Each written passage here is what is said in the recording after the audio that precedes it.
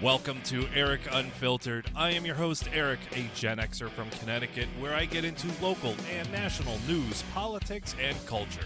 No topic is off limits, no feelings are spared. No mainstream sugar-coated BS here. Thank you for tuning in. Now let's get on with the show.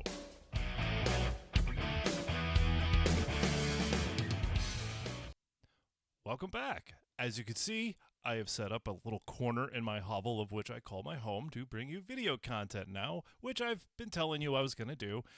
I'm disappointed as well. Anyways, all joking aside, for starters, let's start off with why I got the flag here, because I will have other stuff in the future, but I had to have the flag up because I got to talk about the hockey team, both the men's and women's USA hockey team, all of our Olympians, all the medals, all of the medalists, of course. I'm not a big Olympics fan, to be honest. Summer or winter, I don't care. Like, I'm a big baseball fan. World Baseball Classic, I don't care. I don't tune in. But when magic happens, you have to acknowledge it. First off, how about Megan Keller? She was the one who scored the game-winning goal in overtime against Team Canada, which is no slouch, of course. But, man, she brought the dangles. If you did not see that video clip, it is on my X account. I shared it, but you got to look it up. Megan Keller. She brought the dangles, man. It was a thing of beauty. It was gorgeous. Absolutely amazing. And then, of course, the next day against Team Canada. What? Again, an amazing team. I mean, no slouch of a team. Again, that game goes to overtime. And then your boy Jack Hughes, right? Oh, yeah, boy. Hell yeah, man. Freaking amazing. The first time the USA hockey team has won since the Miracle on Ice in 1980. Freaking awesome, dude. And speaking of Jack Hughes, New Jersey. I know there's a couple of you out there that listen. Now you can watch me. But I know there's a couple of you. New Jersey, you guys brought it the other night. I'm getting chills right now. If you guys have not seen the video, go look it up. New Jersey, the other night, their home game. Jack Hughes comes out on the ice. The fans rattled the rafters. Y'all, I'm getting chills right now. Like, for real, my nips are hard. Like, no joke. Y'all brought it. It was awesome. And shout out to Jack, man. Class act. He went over to the other team's bench, bench. Speaking is hard. And he grabbed his teammate, Tage Thompson, off of the bench, and he brought him out on the ice, too. Class act, bro. Like, that is beautiful. It was amazing. And our skater there, Alyssa Liu, again, I didn't watch any of her routines or anything, but she brought home the gold. I don't know much about figure skating. All I know is that chick's hair is fire. I don't know what you call it. Hey, you know what? It looks dope. That's all I'm going to say. But when it comes to our national hockey team, I would be remiss if I didn't mention, the State of the Union and some of the things that happened there. I'm not going to go into what was said. And look, it doesn't matter who the president is. If you like them, you're like, it was awesome. If you don't like them, you're like, it sucked. It doesn't matter who's in office. Joe Schmo, 75 years from now, will be president, and one side of the aisle will be thumbs down, and the other side will be thumbs up. Right? That's just how it is. And we know how Trump is, right? He's going to go out there and bloviate and just be fine. Whatever.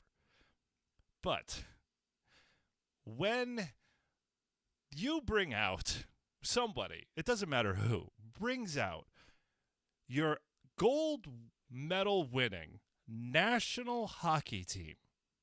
Now, unfortunately, the women weren't there, I've heard, because I guess many of them are in college and they missed like a ton of school. That's what I've heard. I don't know the details. Some people are like, oh, they got snubbed. No, there's a legitimate reason why.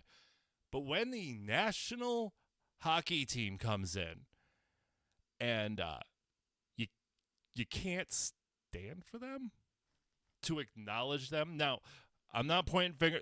You're going to hear a lot of people, again, the whole political divide. Democrats never stood for, and list the stuff. That's not entirely true. Most or some of the Democrats didn't stand at certain times for certain things. Not all of them. No. I got to be fair, right? I got to be fair. But there were some who did not stand when the gold medal winning national hockey team came out. How can you not? Like, okay, I hate soccer. Okay, I can't stand it. I know I'm I'm a typical American. I don't like soccer. But I know it's a huge global phenomenon. People love it. World Cup, right? World Cup's coming to the United States. Great. If the United States team won, okay, personally, I don't care because I don't like soccer. But I'd be like, all right, cool. And if I was somewhere and that team came out, I would be cheering for them because they're our team. I don't care about soccer, but again, cool. They're our team. Cool. And especially if I was an elected official representing the people of said team. That's just me. So if anybody that was in that room that didn't stand, what the fuck? That's just a question. I don't know. But some of the things that people are complaining about, per usual, that the Democrats didn't stand up for. Let's be real. When people didn't stand, when I heard President Trump, announce Erica Kirk coming out, I knew a lot of the Democrats were not going to stand up. I'm not going to get into the political stuff and how people feel about Charlie and TPUSA. I'm just not getting in there.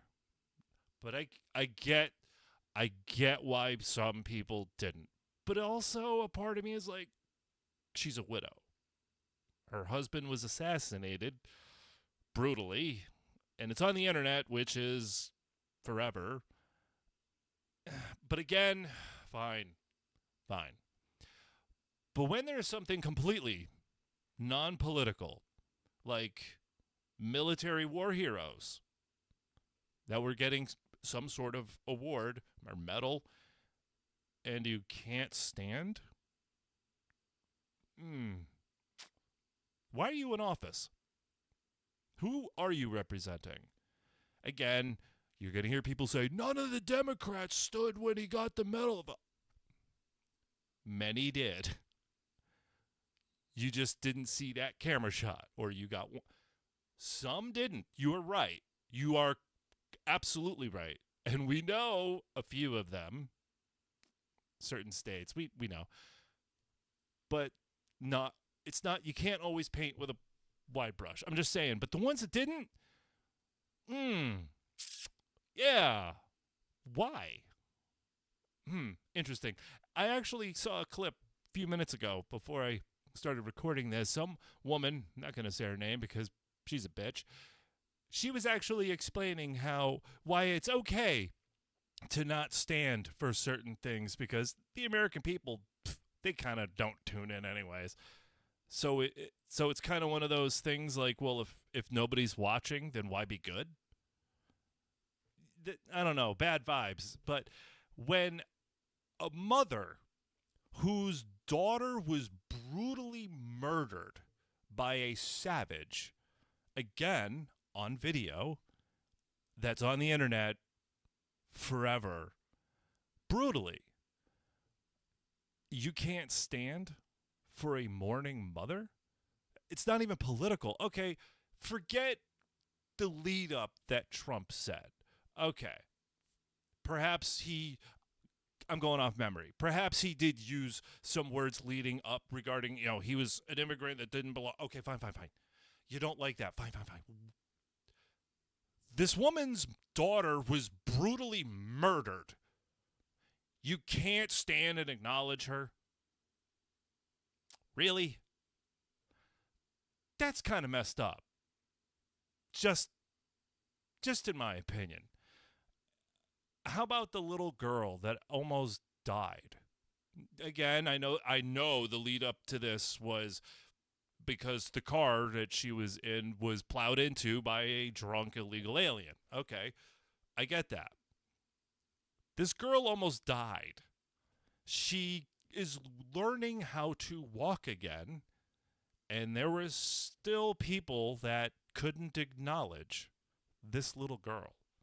Dude,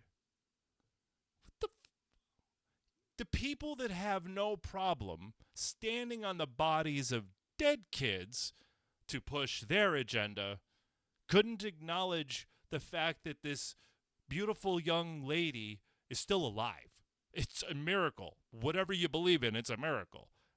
And that she's learning to walk again. You can't acknowledge that. I mean, she's a kid, dude.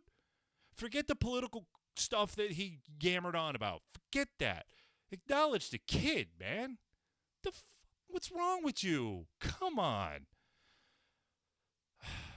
That says a lot. It really, to me, that says a lot.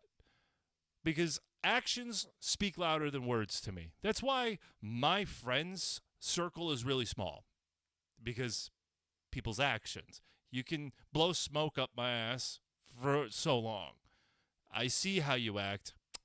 I got you pegged. That just says a lot to me. Again, not every Democrat sat down for all of the moments you would expect them or want them to stand up. No, not all of them. But for the ones that didn't stand, yeah, why? Why? Oh, because you hate Trump. Okay, fine. Okay, you hate Trump. That's great. Don't you love America? Oh, that's right. That was one of the questions the president asked. Basically, if you stand up if you agree with this, that I forgot the exact quote, but basically, like, if you're sworn an oath to stand up for, America and its citizens and its safety and all that. And there were a lot of the people on the other side of the aisle that did not stand up for that. I believe Fetterman did. I like him. I used to not. He's grown on me a lot. He's kind of makes sense. I mean, the guy who's no fault of his own has a little, he's got issues. Not making fun of the guy. Legitimately, I'm not. But the guy who's working through issues mentally because of medical issues is making a lot more sense than other people. I'm just saying. Actions speak a lot louder than words. That's just me. I don't know. All right, one more story. We'll wrap this up. I want to make this relatively short before. All right, let me grab one more sip of go juice here. All right, sorry. I heard something on the way home today. A couple of little quotes here at home in Connecticut because the state of Connecticut is once again fighting Donald Trump. Yeah. Anyways, because of the tariffs, apparently the tariffs are costing Connecticut residents lots of money. I thought it was expensive to live here before the tariffs, but William Tong disagrees, I guess. And he's much smarter than me and you, I guess. Anyways, so one of the comments I heard on the radio, I looked it up and I found it from the Connecticut Democrat Party. The party highlighted that, quote, now this is all because of the ruling against the Trump administration by the Supreme Court, slapping down large sections of his tariffs, which was a win for the Democrat Party, to which, of course, Trump had something for it, but whatever. I don't know enough about tariffs, nor do I give a shit. All I know is everything's expensive, whatever. So, in response to all of this, the Connecticut Democrat Party said the party highlighted that, quote, the rising cost of living remains the biggest challenge facing working families. Instead of bringing relief, the administration's tariffs and health care policies have driven up the cost of groceries, housing, energy, and insurance, creating uncertainty for families and businesses alike. Okay. All right. William Tong, Connecticut Attorney General, quote, "What's your plan now to give us back our homina. Words are hard. What's your plan now to give us our money back?" After noting, "We've all been paying out of pocket for this lawless and irrational tariff war. We have all been paying out of pocket." Well, you have all been paying from my pocket and all of our pockets for a lot of shit, Mr. Tong. I don't really know much about tariffs, and I don't really know how much it's really cost us.